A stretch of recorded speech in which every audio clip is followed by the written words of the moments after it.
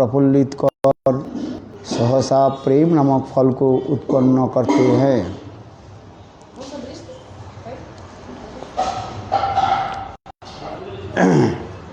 अष्टम वृत्ति, 8वां वृत्ति, अष्टम परिच्छेद।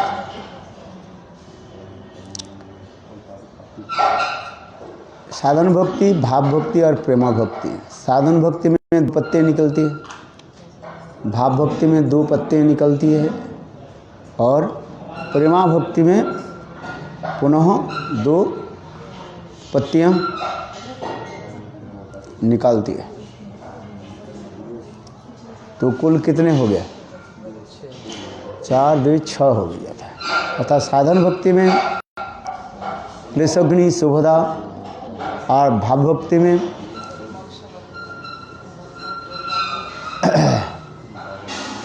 सुदुर्लभा और मोक्ष लोकताकृत, और प्रेमा भक्ति में संध्यात्मा कृष्ण आकर्षणी।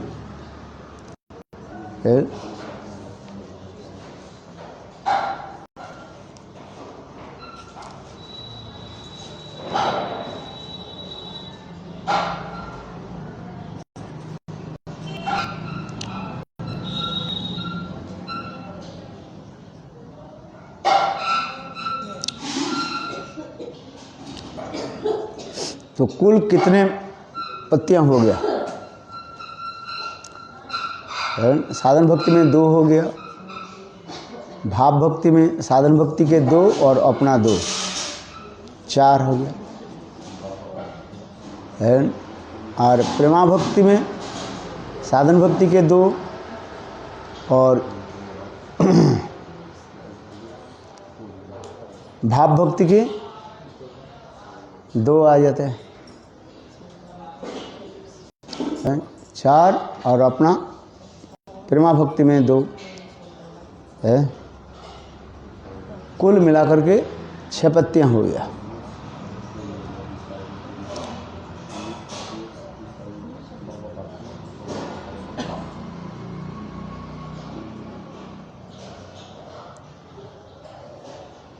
भक्ति के सभी नित्य नवायन रूप में सुशोभित होता है, जिसमें कहते हैं भक्ति कल्पलता अत्यंत आश्चर्यमय चरित्र वाली है। इसके पत्ते, स्तबक, पुष्प तथा फल परिणाम को प्राप्त होकर भी अपने पूर्व स्वरूप को परित्याग नहीं करते, बल्कि ये सभी नित्य नवायन रूप में सुशोभित होते हैं। इस जगत में पहले कली आ जाते हैं, इसके बाद पुष्प विकसित होता है, फिर पुष्प से फूल होता है, एक पुष्प से फल होता है। किंतु एक एक स्तर को वो छोड़ करके दूसरी स्तर में जब चले जाते हैं, पिछले स्तर को वो छोड़ देते हैं। किंतु अपराकृत चित्त जगत में पत्ते, स्तबक, पुष्प एवं फल परिणाम को प्राप्त होकर भी अपने पूर्वावस्था को परित्याग नहीं करते, बल्कि वे सभी नित्य नवायनमान रूप में सुशोभित रहते हैं। भाव को जो चित्तवृत्तियाँ सैकड़ों हजारों भागों में विभक्त होकर ममता स्वरूप रज्जु के द्वारा पहले देह, दही, गेह और धन आदि में बंधी हुई थी, उन सब समस्त चित्तवृत्तियों को अनायास ही उन्मुक्त होकर माइक होने पर भी महारस को स्पर्शकारी पदार्थों का तरह अपने शक्ति के द्वारा साकार चिदानंदमय ज्योतिर्मय रूप में परिणत कर इधर उधर बिखरी हुई ममता को भी अपने शक्ति से तथाभूत करके, अर्थात सभी के जो बिखरी हुई ममता को अपनी शक्ति से तथाभूत के सभी को जो भाव के भगवान के नाम रूप गुण माधुर्य में आबद्ध कर देता है, वही प्रेम महासूर्य के भांति उदित होकर निखिल पुरुषार्थ रूपी नक्षत्र मंडल को सहसा विलुप्त कर देता है। प्रेम के सूर्य के साथ तुलना दे रहे हैं। जैसे सूर्य उदित होकर के समस्त तमराशि को भी नष्ट कर देते हैं। यहाँ तक भी प्रातः काल में सूर्य उदित होकर के आकाश में जो नक्षत्र मंडल आदि की भी तेज राशि को भी विलुप्त कर देते हैं। समझ में आया है? प्रातः काल में सूर्य जब उदित होता है, आकाश में जो नक्षत्र राशि जो रहता है उसके भी तेज राशि को क्या कर देते हैं? ढक देते हैं।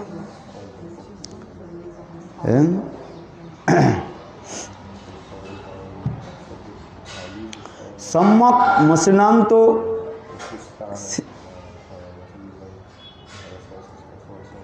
श्रीपाद ग्रंथकार इस अष्टम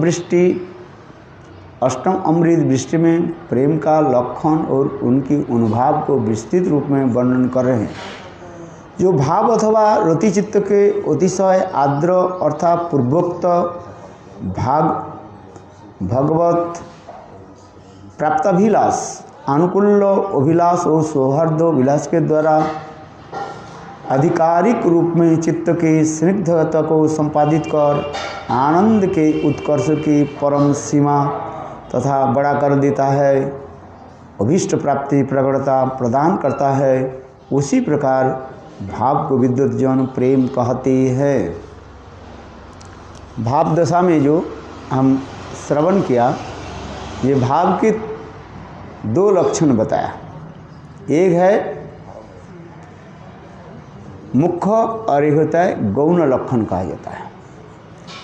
भाव की मुख्य लक्षण के बारे में हम लोग श्रवण किया था, जिसे कहते हैं तीन अभिलाषा जिसमें रहता है।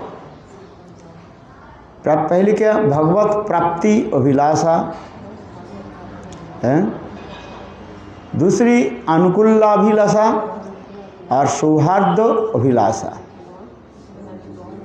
है। और भाव की गौण लक्षण क्या बताया था? शांतिरवर्त कालत्वं वृत्ति मानशून्यता आशाबंधु समुत्कंठा नाम गाने सदा रुचि आसक्ति तद गुणानुक्षणे प्रति तद वसति स्थले तदेव सुराजितो भावांकुरे जने। भाव के जो 9 लक्षण गौण लक्षण बताया गया था।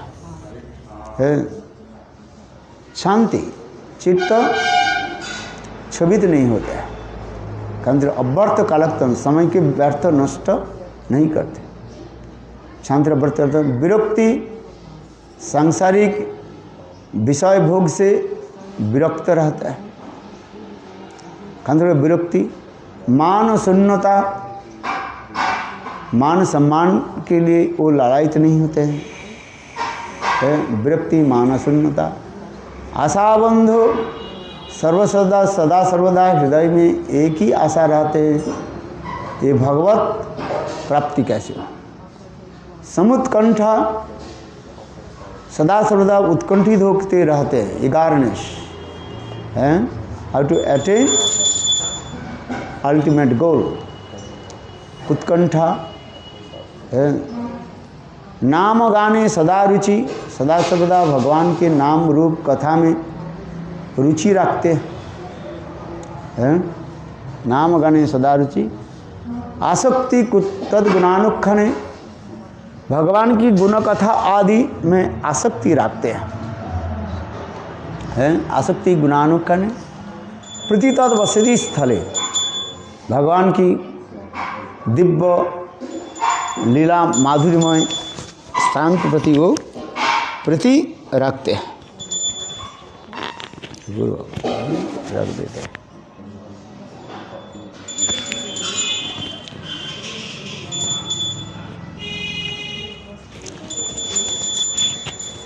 यह जे 9 लक्षण के बारे में हम लोग श्रवण किया। ये 9 लक्षण क्या है? गौण कहा गया, एक्सटर्नल है। और मुख्य भाव की जो लक्षण बताया है, भाव की मुख्य लक्षण क्या बताया? 3 अभिलाषा बताया था है? भगवत प्राप्ति अभिलाषा, अनुकूल अभिलाषा और सौहार्द अभिलाषा। भाव और प्रेम में भेद यह है कि जिस कथा हम लोग श्रवण करे थे, अभिष्ट प्राप्ति जितने भी गाढ़ ममता प्रदान करता है, उसी भावुक विद्वज्जन प्रेम कहते हैं। वही भाव ही गढ़ीभूत होकर गाढ़ता होकर कंडेंस होकर के क्या करते हैं? प्रेम की सूचित करता रहता है। इसलिए कहते हैं सम्मको मसृन्नितो शांतो ममता अतिशंकित भावस एव संध्रात्मा बुद्धि प्रेमा निगद्यते। भाव और प्रेम में यह भेद है कि भाव चित्त को स्निग्ध करता है और प्रेम उसी से भी अधिक संपूर्ण रूप से मसृण अर्थात स्निग्ध करता है। समझ गया? यहाँ पर ग्रंथकार भाव और प्रेम की इतना ही बता रहे हैं, भेद बता रहे हैं। ये भाव चित्त को स्निग्ध करता है, सॉफ्ट बना देते हैं, चिकनाईपन बना देते हैं। और प्रेम उससे भी अधिक संपूर्ण रूप से मसृण अर्थात स्निग्ध करता है, और भी अधिक मसृण करता है, और भी पालिश कर देते हैं। भाव में रुचि की साधक ममता, किंतु प्रेम में अत्यधिक ममता होती है। भाव में जो ममता आ जाता है, उसी ममता और भी गढ़ीभूत हो जाता है प्रेम दशा में। इसे कहते हैं अनन्य ममता विष्णु ममता प्रेम संगता। अनन्य ममता हो जाता है, न अन्न इति अनन्य। एकमात्र भगवान छोड़ करके और किसी में ममता नहीं लगते हैं। ये कहते हैं अनन्य ममता विष्णु ममता प्रेम संगत। वही ममता ही प्रेम रूप में धारण कर लेते हैं।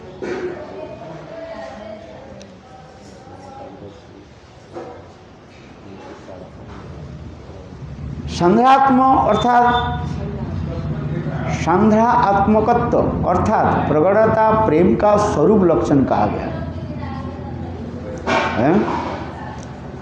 अवलोकित स्निग्धता और ममता प्रेम के तटस्थ लक्षण कहा जाता है।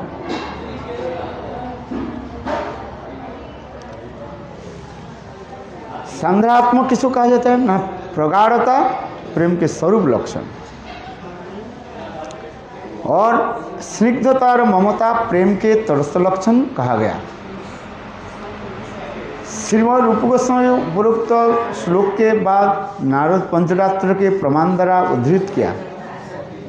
अनन्य ममता विष्णु ममता प्रेम संगता भक्तिरित्तो इत्तोच्यते भक्ति इत्तो उच्यते।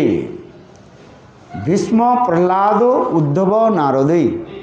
भीष्म प्रहलाद नारद आदि बड़े बड़े महाजन इसी के प्रेम कहा करके कीर्तन किया।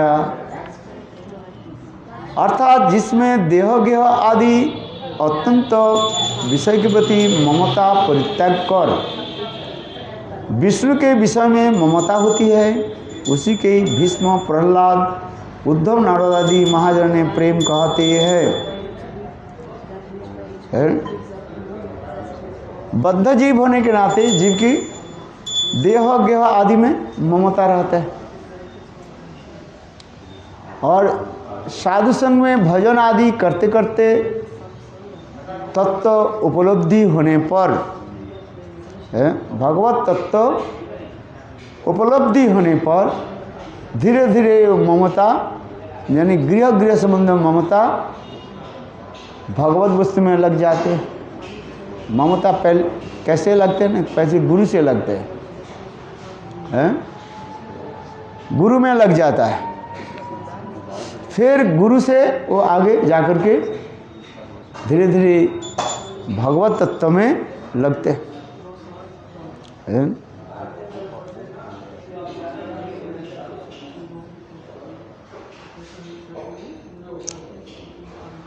इसलिए कहा जाता है प्रेम स्तर ही साधक सिद्ध कहलाता है।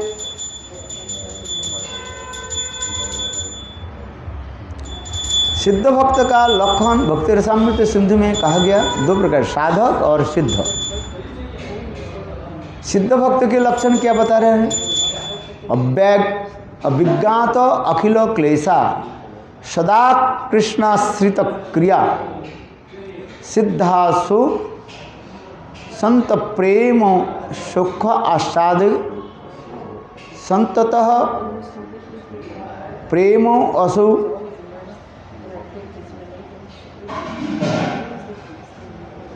प्रेम सुखास्वाद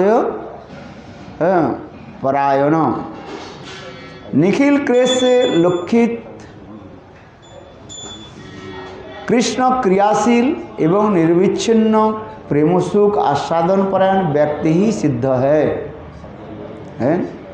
निखिल केश से रहित और कृष्ण क्रियाशील एवं निरविच्छिन्न कृष्ण सुख आस्वादन परायण व्यक्ति ही सिद्ध कहते हैं। उसी स्तर हरि कथा श्रवण कीर्तन प्रगाढ़ रस का आस्वादन होता है तथा कामुक पुरुषों के निकट कामिनी की वार्ता की भांति हरि कथा नित्य नवायन रूप में अनुभूत होती है। यह श्रीमद् भागवत में ही वर्णन किया गया। जिस प्रकार कामी पुरुष कामिनी की कथा श्रवण आदि में जैसे रुचि रखते हैं, ठीक उसी प्रकार भक्त भगवान की कथा में रुचि रखते हैं। समझ में आया?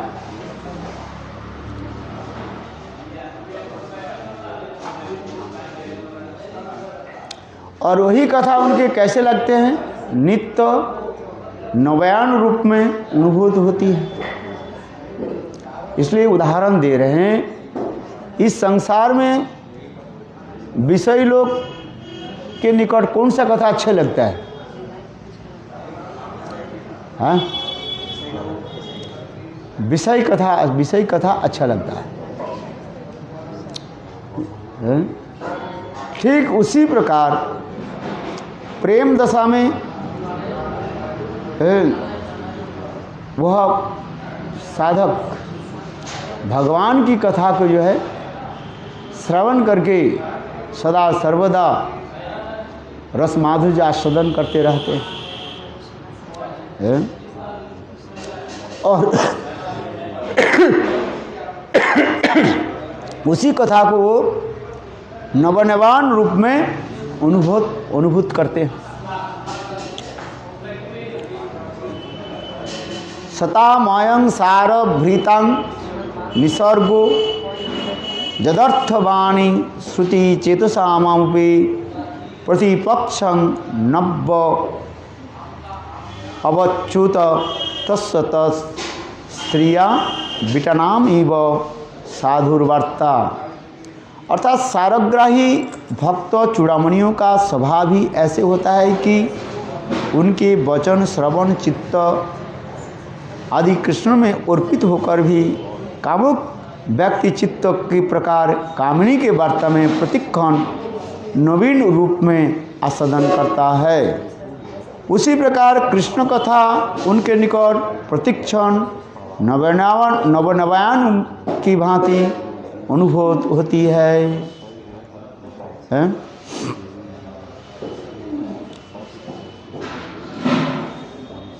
पहले द्वितीय अमृत वृष्टि में भक्ति कल्पलता के साधक नामक क्लेशाग्नि अर्थात शुभदा दो पत्तों को वर्णन किया गया। अनर्थ निवृत्ति के पश्चात आसक्ति के अवस्था में लता में कुछ गुच्छ लगने और रति की अवस्था में भावुक के विकास, भाव पुरुष के विकास वर्णन किया गया है।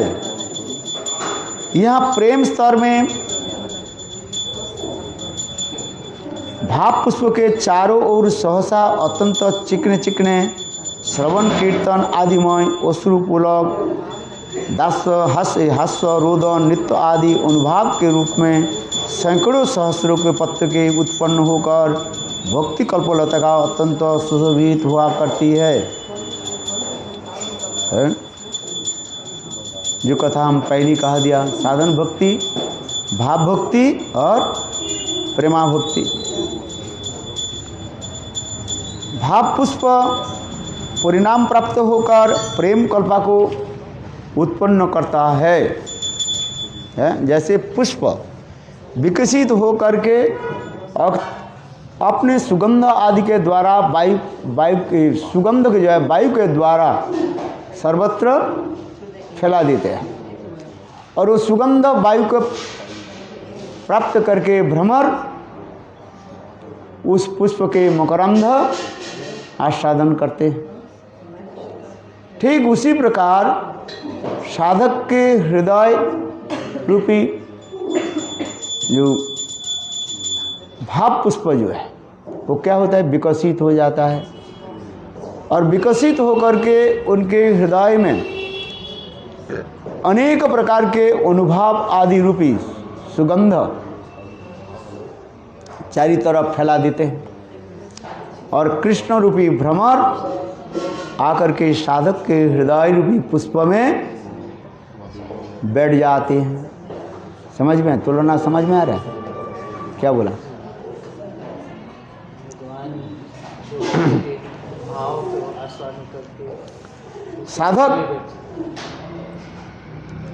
साधन उतना ही कम लगता है, अर्थात साधनों में साधक जितना सिद्धि के निकट अग्रसर होता है, साधन उतने ही कम होने लगता है।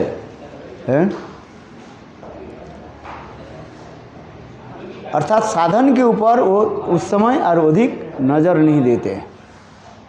किसके लिए नज़र देते हैं? सिद्धि के लिए। इसलिए कह रहे हैं साधनों में साधक जितना सिद्धि के निकट अग्रसर होता है, साधन उतना ही कम लगता है, क्योंकि उन मार्गों में साधन और सिद्धि दोनों पृथक पृथक वस्तु है। भक्ति में जो सिद्धि है वही साधन है। केवल मात्र साधन दशा में आस्वादन तरल होता है और सिद्धि में अत्यंत अधिक सांद्र अर्थात प्रगाढ़ होता है। यही भेद है। इसलिए महाप्रभु हरिदास ठाकुर के कहा है कि आप नाम भजन करते करते आप सिद्धि प्राप्त कर ले। इसलिए साधन के प्रति आप अधिक नजर न दें। साधन की दशा में साधक जितना ही प्रेम की ओर अग्रसर होता है, उतना ही श्रवण कीर्तन आदि भजन बढ़ जाता है।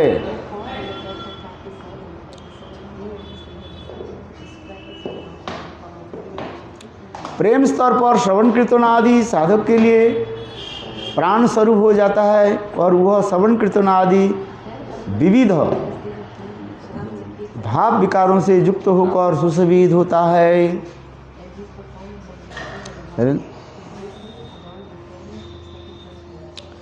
लता का फल जिस प्रकार परम आस्वादनीय और मधुर होता है, उसी प्रकार ह्लादिनी सारवृत्ति स्वरूप इस प्रेम आस्वादन की माधुरी और मादकता के सामने धर्म अर्थ काम और मोक्ष चारों पुरुषार्थ भी अत्यंत तुच्छाति तुच्छ प्रतीत होता है। अर्थात साधक के हृदय में प्रेम रस आस्वादन की अनुभव होने पर धर्म अर्थ काम मोक्ष, ये चतुर्वर्ग क्या होता है, उनके निकट अत्यंत छीन जैसे लगता है, माने इनसिग्निफिकेंस हो जाता है। अर्थात धर्म अर्थ काम मोक्ष के प्रति बिल्कुल नजर नहीं देते हैं।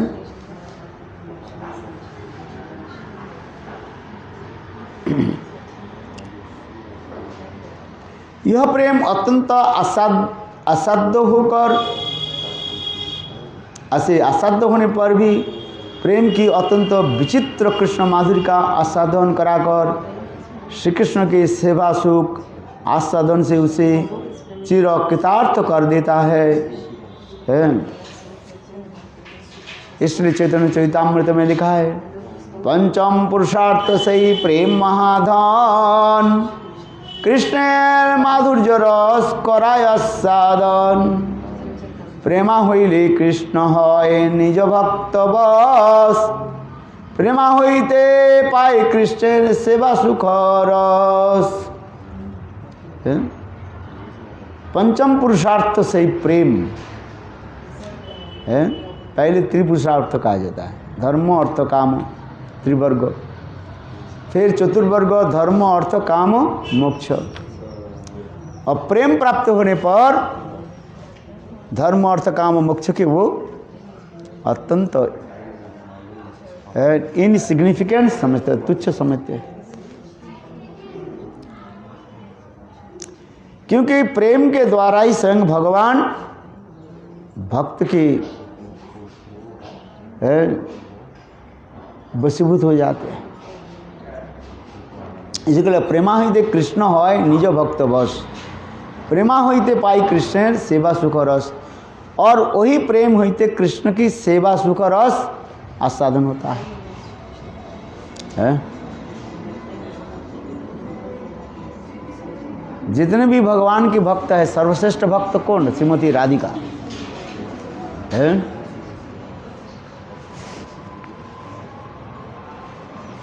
ह्लादिनी शक्ति स्वरूपिणी श्रीमती राधिका ही कृष्ण के सेवा करके सर्वोत्तम सेवा सुख आस्वादन करते हैं। यही कहना चाहते हैं। एक साधारण साधक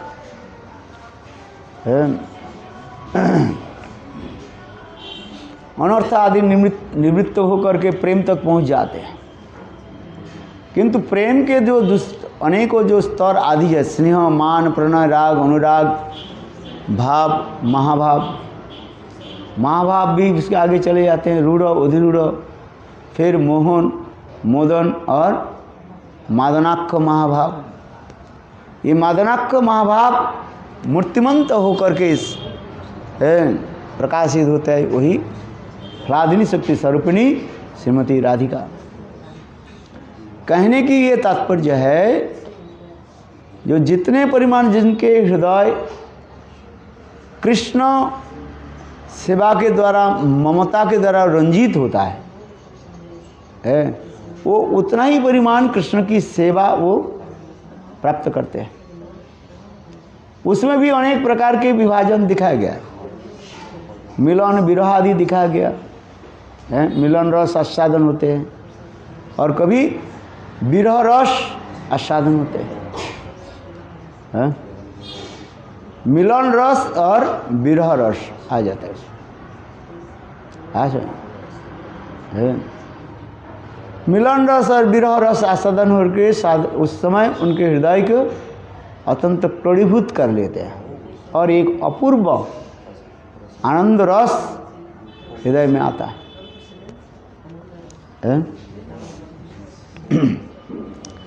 यहाँ पर करे देहदैहिक आदि नाना विषय में साधक की ममता बटी हुई होती है, किंतु प्रेम साधक की चित्तवृत्ति अनायास ही देहदैहिक आदि जड़ीय विषय में विमुक्त कर देता है, अर्थ अपने चिदानंद रस की स्पर्श द्वारा माइक चित्तवृत्ति की चिदानंदमय कर श्री कृष्ण के नाम रूप गुण आदि माधुर्य रस में संलग्न कर देता है। उदाहरण इसलिए दे रहे, इस संसार की जीव जैसे अनेकों विषय में ममता लगाते हैं। किस में ममता है तुम्हारा?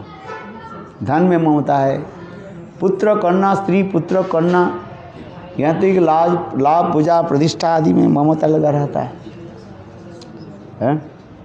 कि नहीं? किंतु अपराजित चित्त जगत में उस समस्त ममता एकमात्र कृष्ण में लग जाता है, एक केंद्रिक हो जाता है। देह स्मृति नहीं जार संसार को कहाँ तार। गोपियों के देह स्मृति तक नहीं रहता, क्योंकि हमारे देह स्मृति ही क्या करते हैं? देह स्मृति समझते हो? To absorb in our body consciousness. उससे हमारे संसारिक वस्तु के प्रति हम ममता रखते हैं। माता पिता भाई बंधु स्त्री पुत्र परिवार के साथ ममता जोड़ करके रखते हैं, है कि नहीं? अर्थात ये ममता सर्वत्र ही फैला रहता है? जिस प्रकार एक बीज अंकुरित हो जब होता है और अंकुरित होकर के वो पौधा के रूप धारण करते हैं, किंतु उसके जड़ कहाँ पर लगा रहता है? मिट्टी में। और फिर जड़ से अनेकों उपजड़ समझते हो? साफ रूट्स चारी तरफ फैला देता है कि नहीं? एक ब्रह्मचारी होते हैं, चलो अपने माता के प्रति पहले ममता रखते हैं, फिर वो ममता कहाँ पर जाते हैं? धीरे धीरे पिताजी के पास, भाई बहन, फिर ममता फैल जाता है। फिर विवाह कर लेने पर स्त्रियों के प्रति ममता जड़ जाते हैं, अपने भाई पुत्र कन्या आदि हैं, ये घर में जितने भी है उनके साथ ममता जोड़ लेते हैं। विवाह आदि होने पर फिर वही ममता आगे बढ़ करके स्त्री में चले जाते हैं। फिर पुत्र कन्या आदि उत्पन्न होने पर वही ममता पुत्र कन्या की तरफ चले जाते हैं। इसी प्रकार अनेक प्रकार ममता हमें क्या रहता है? फैला रहता है कि नहीं? जैसे उदाहरण दिया मैंने, पेड़ के जड़ उपजड़ आकर के अनेकों साफ रूट्स आकर के मिट्टी के धरती के चारों तरफ अकड़ करके रखते, अकड़ करके समझते हो? पकड़ करके रखता है? वो हवा से गिरना नहीं चाहते हैं, भले टूट जाएंगे किंतु छोड़ेंगे नहीं। जैसे तूफान आ जाते हैं ना, अनफन है, कितने पेड़ क्या हो जाता है? ऊपर से टूट जाता है, किंतु ममता को नहीं छाड़ते। माने अपने जड़ के द्वारा जो पृथ्वी की बात मिट्टी की जो पकड़ कर रखे वो छोड़ना नहीं चाहते है कि नहीं? उसी प्रकार इस संसार में जीव माया मोह के द्वारा इतने मोहित होकर के रहते हैं, कष्ट भोग करेंगे किंतु छोड़ेंगे नहीं, हैं? वो क्या बोले, कैलाश के भांति रहेगा। कैलाश समझते हो? हैं? कैलाश क्या है?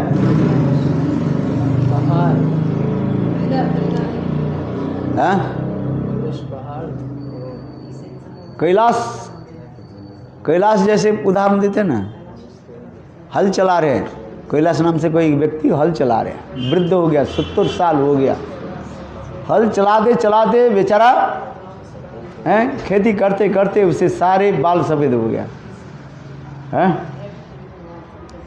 पैर की जूता उसका बिल्कुल खो गया, घिस गया हैं, तथापि हल चलाते, खेती क्यों कर रहे हैं? ना ममता है उसमें, हैं? नारद ऋषि आकर के बोले, अरे कैलाश वैकुंठ में चलो।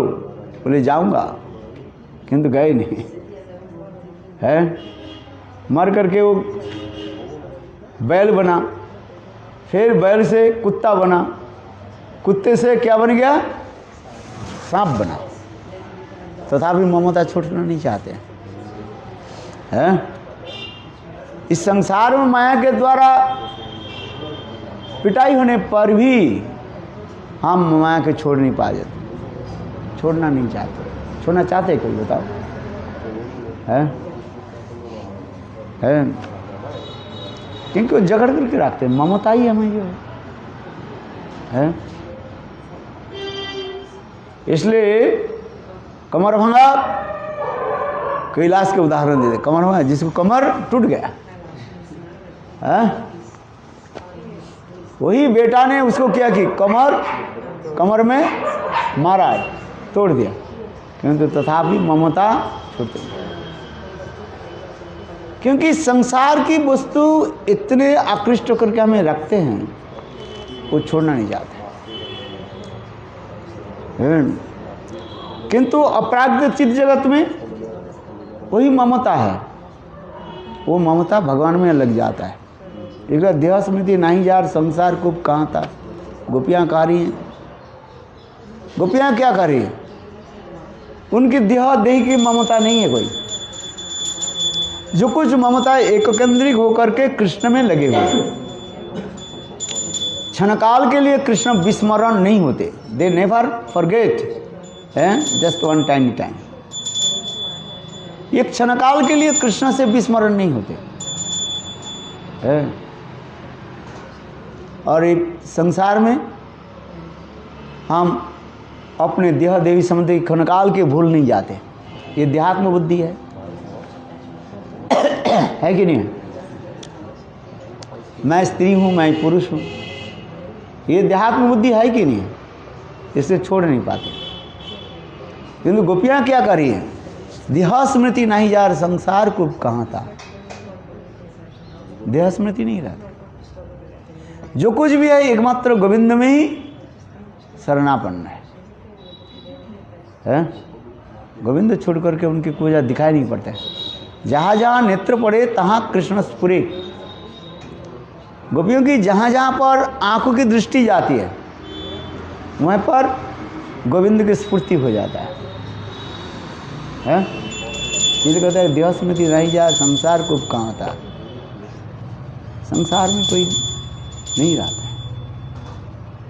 है। पागलिनी के भांति बस गोविंद में डूबे रहते हैं। इसलिए कहते पंचम पुरुषार्थ से ही प्रेम महाधन कृष्ण माधुर्य रस कराया सदन। प्रेमा हईते कृष्ण है निज भक्त बस। प्रेमा हईते पाई कृष्ण सेवा सुख रस। कृष्ण माधुर्य रस सदा सर्वदा आस्वादन करते हैं। और ये प्रेम ही एकमात्र सेवा सुख प्रदान करते हैं। इसलिए प्रेम की सेवा सुख सर्वोत्तम रूप में श्रीमती राधा जी की कहा गया है। राधिका नाम पुराण कृष्ण वांछा पूर्ति करे आराधने अतएव राधिका नाम पुराने बखाने। राधा जी के नाम जो क्यों कहा गया? जितने भी नाम है सर्वश्रेष्ठ नाम क्या है? राधा जी का राधा नाम है। कृष्ण वांछा पूर्ति करे आराधने अतएव राधिका नाम पुराने बखाने। राधिका नाम देवी कृष्णमयी प्रोक्ता राधिका पर देवता है। किंतु ये राधा नाम की एक विशेष वैशिष्ट हमारे आचार्य पाद दिखा रहे हैं। कृष्ण वांछा पूर्ति करे आराधने, कृष्ण के समस्त प्रकार के इच्छा को क्या करते हैं? राधा जी पूरा करती है। इसी प्रकार जैसे सती नारी पतिदेव के समस्त इच्छा को पूरा करती है, ठीक उसी प्रकार श्रीमती राधिका कृष्ण के समस्त प्रकार की इच्छा को पूरा कर देती है। इसलिए कहते हैं कृष्ण वांछा पूर्ति करे आराधने, अतएव राधिका नाम पुराने बखाने। अच्छा, आगे की कथा इसलिए करें। प्रेम साधक की चित्तवृत्ति को अनायासी देहदैहिक आदि जोड़ियों विषय में विमुक्त कर देता है, अर्थात जिसके हृदय में प्रेम उत्पन्न होता है देहदैहिक को अलग कर देता है।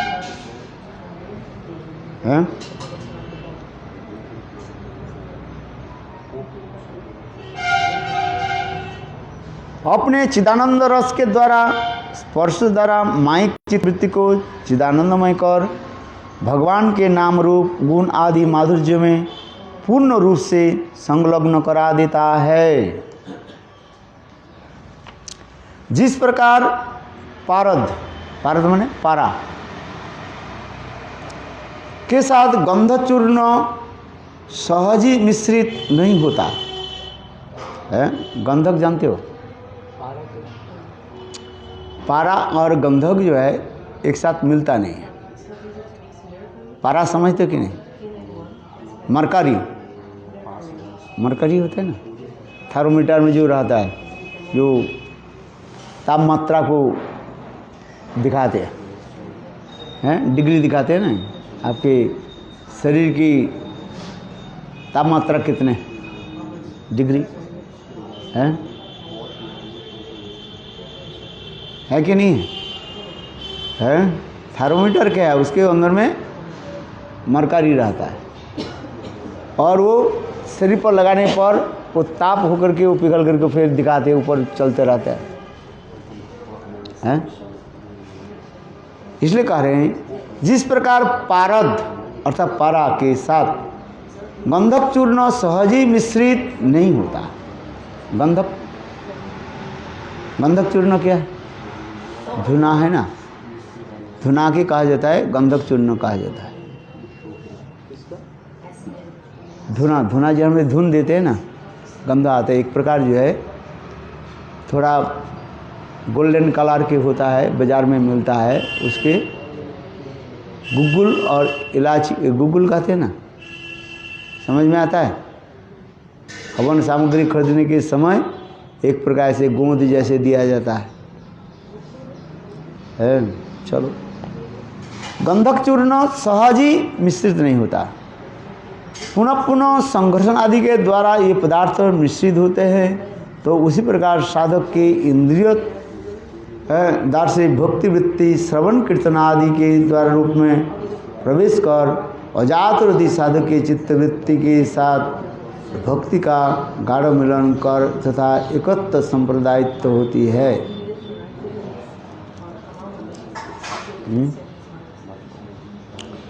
गंधक, गंधक क्या बोला? गंधक के बारे में क्या बोला? वो हवन करने के समय ना एक सफ़ेद गोंद जैसे लिखा आता है, उसके गंधक कहा जाता है। धुना, धुनाची कहते हैं, बहुत सुगंध आता है, धुआं तो उससे मच्छर भग जाता है। देखा कि नहीं देखा? अरे यहाँ पर भी मिलता है ना, जब हवन हम करेंगे, हवन में वो आता है गंधक चूर्ण। वो गंधक चूर्ण और मरकरी एक साथ में मिलता नहीं है।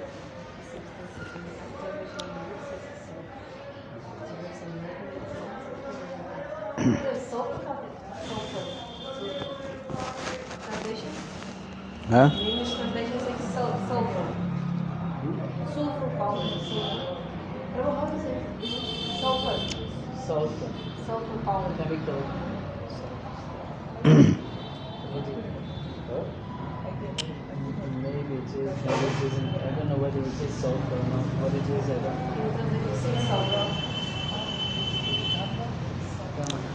जागृति साधक की चित्तवृत्ति के साथ भक्ति का गाढ़ मिलन तथा एकत्व संपादित नहीं होता। पुनः श्रवण कीर्तन आदि भजन की अनुवृत्ति क्रमशः अनर्थ निवृत्ति साथ श्रवण कीर्तन आदि भजन की अनर्थ निवृत्ति द्वारा क्रमशः अनर्थ निवृत्ति निष्ठा रुचि आसक्ति भूमिका में आरोहण कर पर क्रमशः ऐश्वर्य प्राप्ति होता है। जब तक गाढ़ मिलन नहीं होता है तब तक राग देश आदि प्राकृत देश मनोवृत्ति रह जाते हैं। रति भूमिका प्राप्त कर अत्यंत अंतःकरण प्राकृतत्व ध्वंस होता है और चिन्मयत्व प्राप्त होता है। साधक रति भूमिकाएं आ जाने पर उनके अंतःकरण प्राकृतत्व जो है ध्वंस हो जाता है। अर्थात भावों की पहले कहा जाता है रति। उस रति अवस्था में पहुंचने पर अर्थात आसक्ति के बाद रति के बाद भाव, अर्थात आसक्ति और भाव के बीच में जो दशा जो है उसके कहा जाता है रति कहा जाता है। उस रति दशा में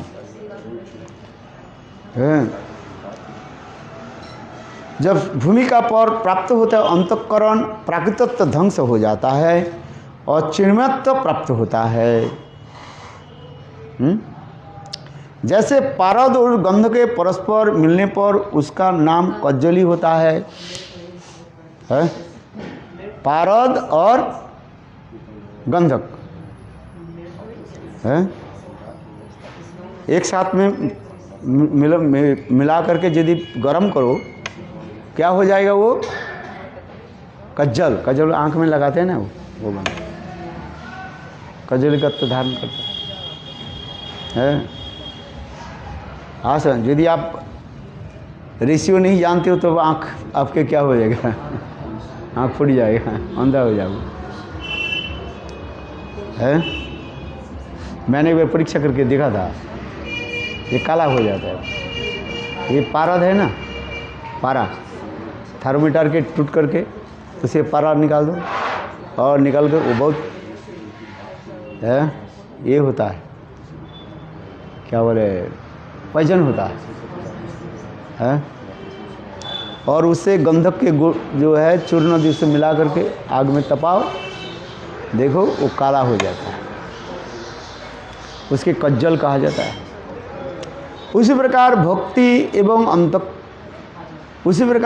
एवं अंतःकरण की ऐक्य का नाम प्रेम है।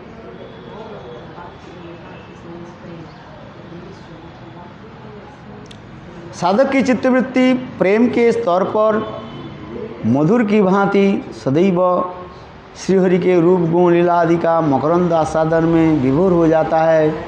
सप्रकाश प्रेम महासूर्य की भांति साधक के हृदय आकाश में उदित होकर वहाँ से धर्म अर्थ काम आदि पुरुषार्थ का नक्षत्र स्वरूप सहसा विलुप्त हो जाता है।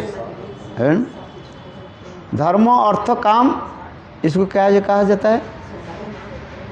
ये जो पुरुषार्थ जो है इसके नक्षत्र स्वरूप माना जाता है। किंतु सूर्य उदित होने पर जिस प्रकार समस्त नक्षत्र राशि अपने आप विलुप्त हो जाता है। आकाश में अंधकार आकाश में क्या दिखाई पड़ता है? अनेक छोटे छोटे तारे नक्षत्र दिखाई पड़ता है। किंतु सूर्य उदित होने के साथ ही साथ सूर्य रोशनी के द्वारा वो नक्षत्र राशि क्या हो जाता है? ढक जाता है, दिखाई नहीं पड़ता है। तात्पर्य क्या है? किसके हृदय में कृष्ण प्रेम उत्पन्न हो जाने से धर्म अर्थ काम मोक्ष ये चतुर्वर्ग जो है नक्षत्र आदि की भांति जो विराजमान था वो अपने आप क्या हो जाएगा? छुप जाएगा, विलुप्त हो जाएगा। समझ में आ दिशा? भगवान सेवा की वासना के अतिरिक्त प्रेम की चित्त में भुक्ति मुक्ति सिद्धि आदि कामना का जा वासना का लेश मात्र ही गंध नहीं रह जाता।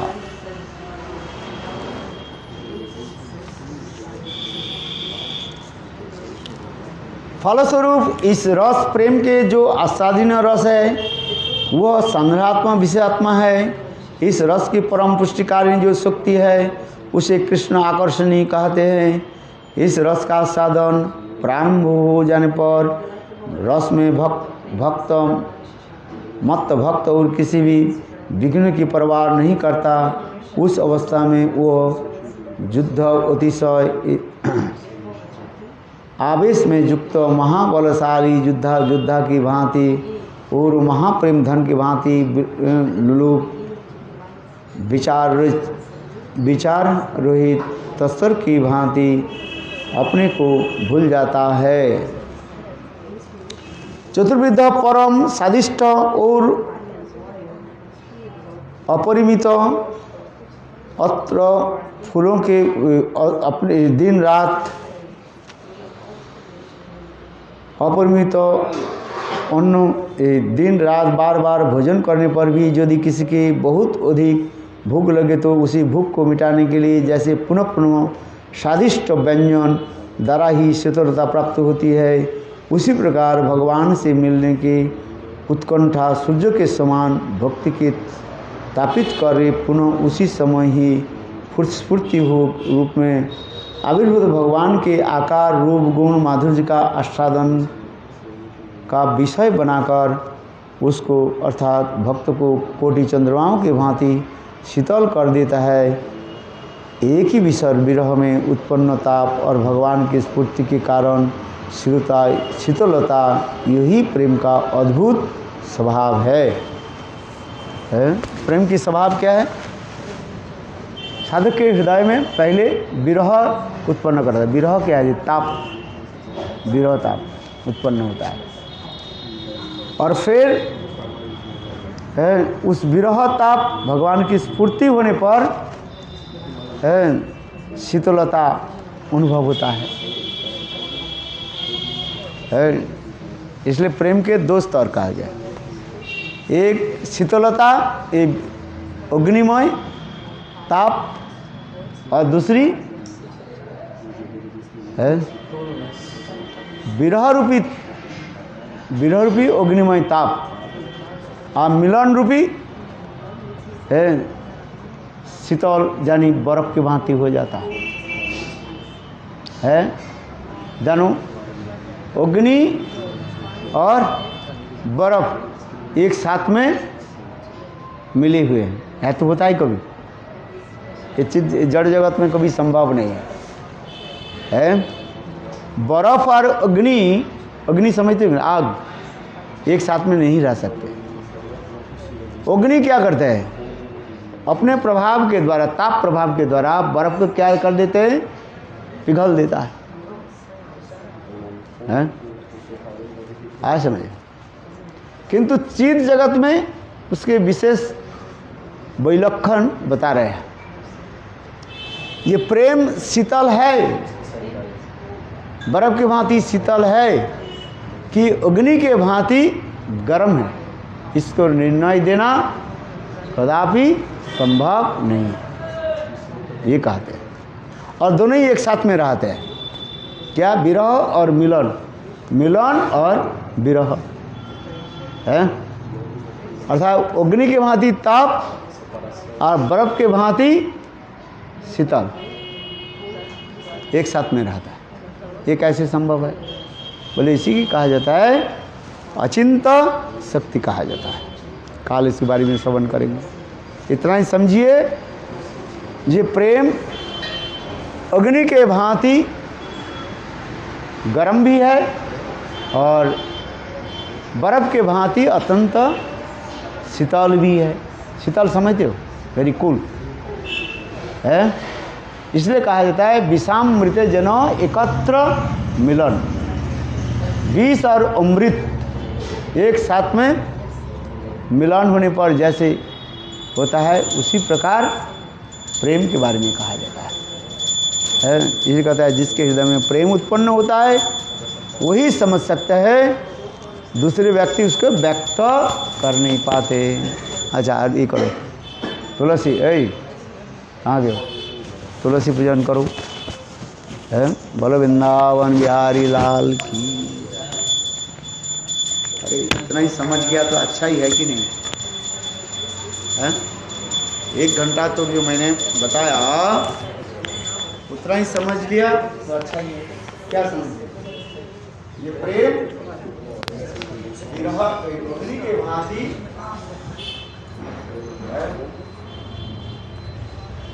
कहा जाए और प्रेम बर्फ के भांति शीतल देती, अग्नि के भांति ताप और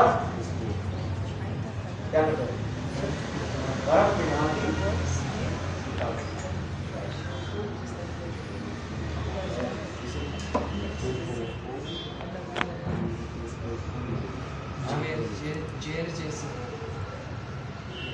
जहर और अमृत एक साथ में मिलन में जैसे ये कहता है विषाम मृदे जनो ये वस्तु क्या है? विपरीत वस्तु। विष पान करने से तुम मर जाओगे, अमृत पान करने से शरीर पुष्ट होता है। दोनों विपरीत वस्तु, किंतु अपराधिक जगत में प्रेम में दिखाई पड़ता है। विषाम मृदे जनो एकत्र मिलन लगा मिलन जो पॉइजन है वो विरह है और मिलन है वो बर्फ है, ऐसे सोच सकते। विरह रूपी ताप, अग्नि की ताप होता है और मिलन के द्वारा क्या होता है? आनंद रूपी शीतल होता है। इससे मिलने से आनंद होता है कि नहीं? शीतल होता है, शरीर को ठंडा रखता है। मिलन में क्या होता है? आनंद होता है, शीतल है। और विरह में गर्म तरह ताप पैदा करता है। अभी गर्मी के समय आ गया है, डे बाई डे 1-1 डिग्री बढ़ते जाएगा, ताप अनुभव होगा। विरह ताप, विरह रूपी ताप और मिलन रूपी शीतल।